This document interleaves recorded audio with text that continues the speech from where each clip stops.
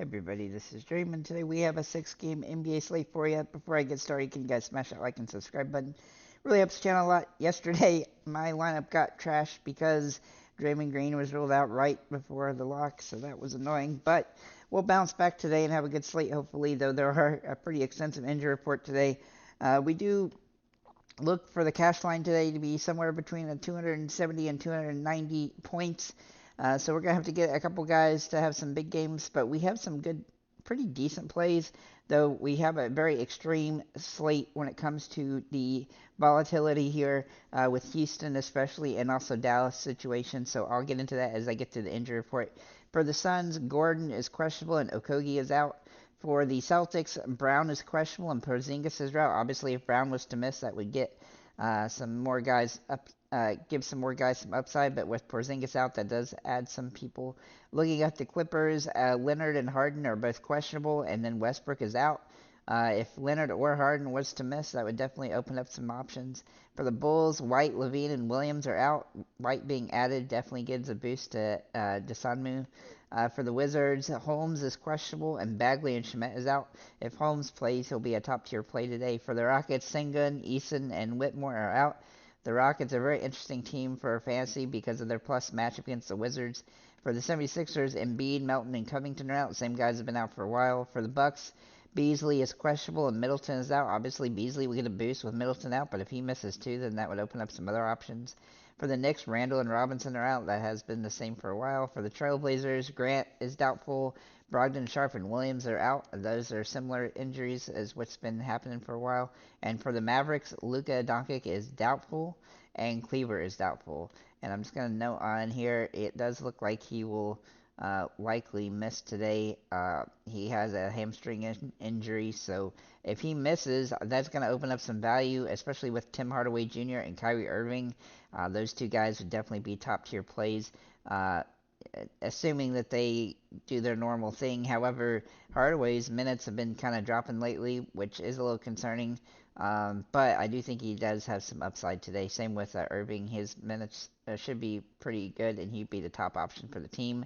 Exum may end up getting some run as well, so we'll have to wait and see what that looks like later in the day. Unfortunately, that's the latest game, so hopefully we get that information ahead of time.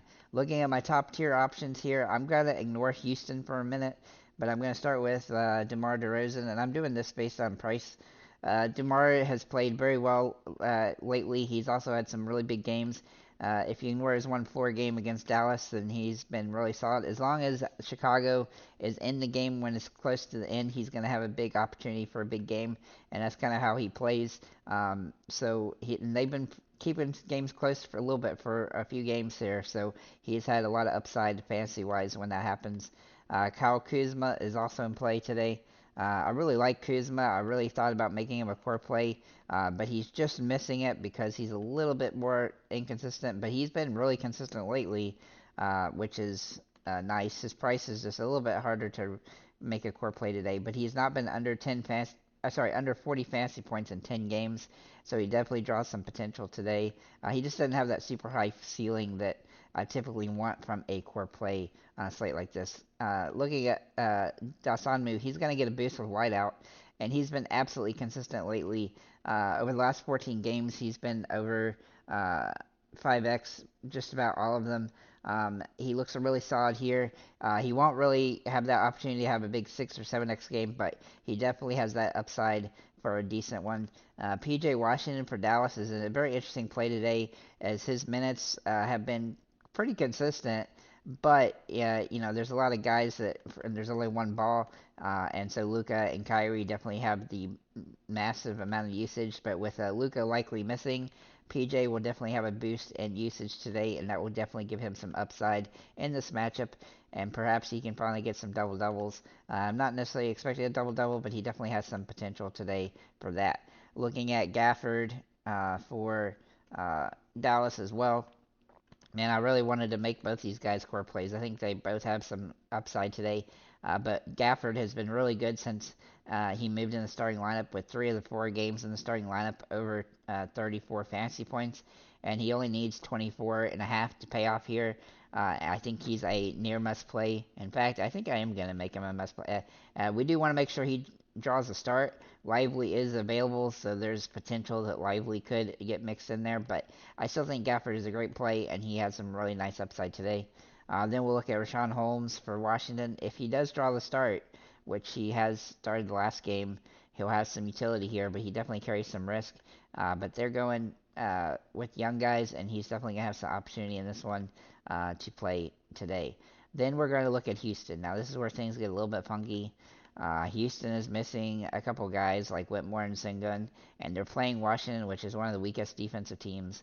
So that puts Van Vliet, Jalen Green, Smith Jr., Amin Thompson, and Dylan Brooks all in play today. It even gives Landale some upside, though Landale's price has already come up a little bit, which is annoying.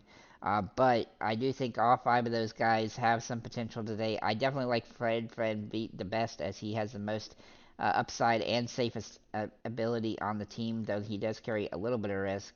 As for Dylan Brooks and Amin Thompson, they both have extremely low floors, though they do have occasional boom games, and this is definitely a game where they could do that.